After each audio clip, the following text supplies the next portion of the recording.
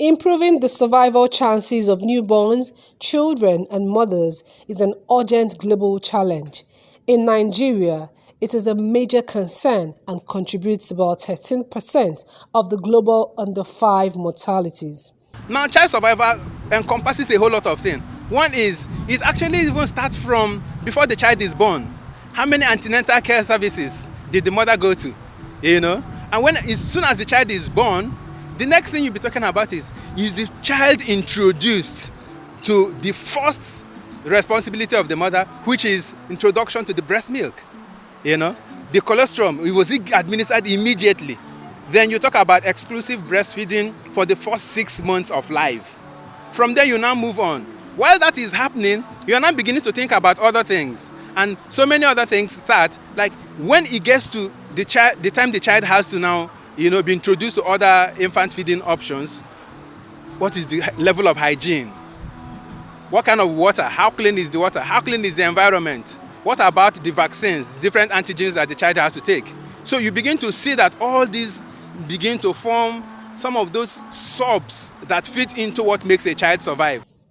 Child survival is a critical element of socio-economic and health indicator of a country. Several efforts have been put in curtailing preventable death.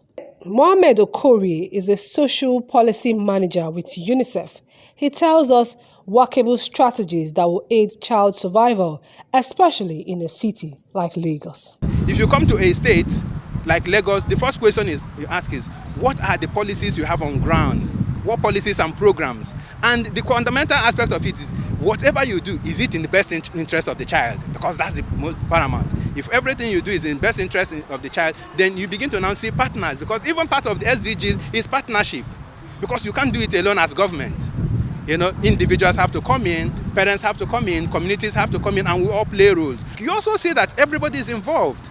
The parents, the communities, the grandmothers, the traditional institutions, the religious institutions, the political institutions, all hands have to be on deck. And for us as development partners, we also now come to provide support, provide international best practices, bring on technical expertise and a little bit of other supports just to make sure that the child grows, survives, thrives, and then participates and contributes. Because at the end of the day, it's the child you have today that becomes your human capital tomorrow that drives development. According to UNICEF, in 2020, about 5 million children under the age of 5 died, largely due to preventable causes.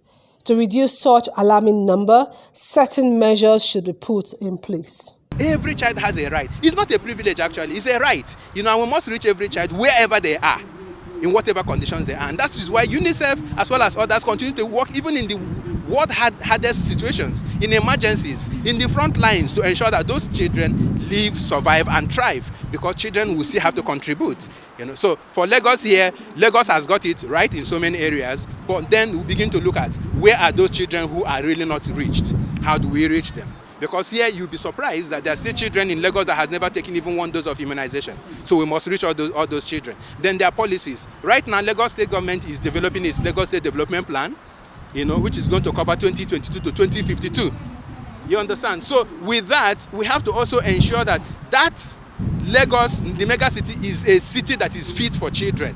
Is a city that has taken cognizance of persons living with disability. Is a city that has taken cognizance of all the children, and not only children, but society. But we focus on children because it's the children. If we catch them at the right time, then we are more confident that in the future we'll have more children. We'll have a robust base of human capital that can drive the economic growth, which translates economic development.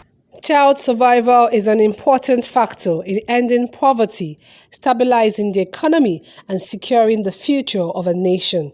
Every child has a right to survive.